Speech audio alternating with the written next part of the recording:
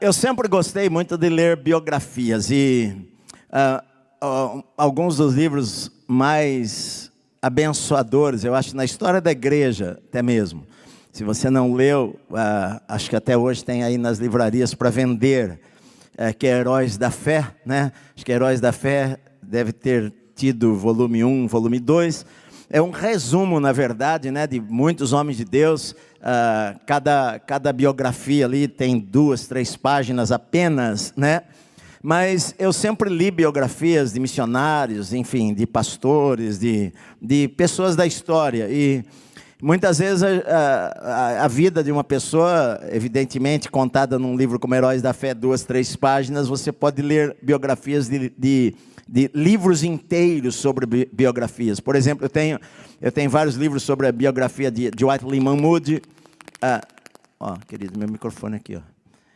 Eu tenho vários livros sobre biografias, por exemplo, Billy Graham, né? M. Semple McPherson, e tantas pessoas que inspiram a nossa vida. Uma das pessoas que eu também mais gostei de ler, eu não sei se você já leu a biografia dele, um homem chamado David Brainerd. David Brainerd, ele morreu com 29 anos, né? Ele viveu há 300 anos atrás, na Nova Inglaterra, lá no nordeste dos Estados Unidos, e ele foi missionário entre os índios.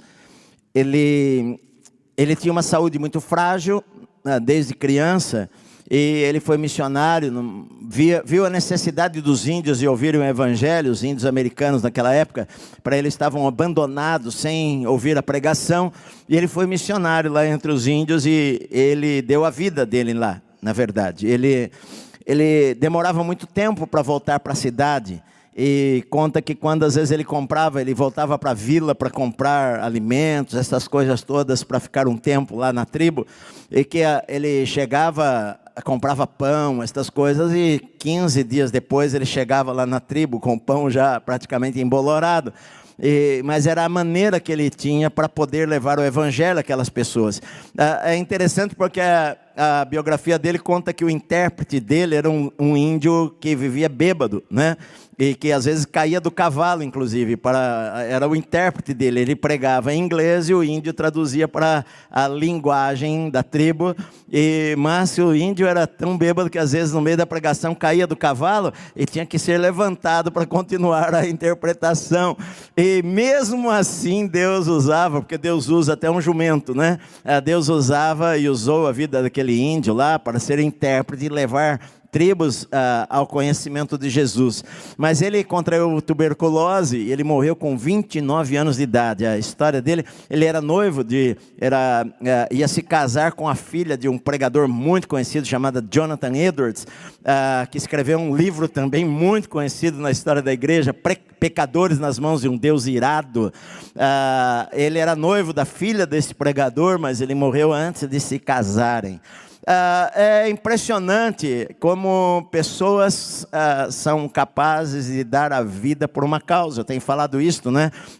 Paulo, ele cita aqui o exemplo, ele fala a sua vida, ele fala de Timóteo, e agora ele cita essa terceira pessoa aqui, que é Epafrodito. Na verdade, no capítulo 2, para ilustrar aquilo que ele está ensinando, que ele está falando sobre partidarismo dentro da igreja, divisão dentro da igreja, e a maneira de nós resolvermos esses problemas de egoísmo e tudo isso é através da humildade. Ele cita o exemplo de Jesus, dizendo que ele, sendo Deus, ele não teve por usurpação ser igual a Deus, mas ele se esvaziou, se tornou um homem, um servo, foi levado até a cruz, teve morte de cruz. Paulo usa o exemplo de Jesus, de que a humildade é a maneira de nós não vivermos em intrigas com as outras pessoas, e que nós não deveríamos fazer nada por partidarismo ou vanglória ou glória humana, buscar a honra para si, mas que nós deveríamos olhar para os outros e nos colocarmos no lugar dos outros e vestirmos o sapato dos outros, termos mais empatia e não ter em vista o que é propriamente nosso, mas o que é dos outros, que nós deveríamos ser menos egoístas, é o que Paulo está dizendo. Ele cita Timóteo, ele cita também este homem aqui chamado Epafrodito.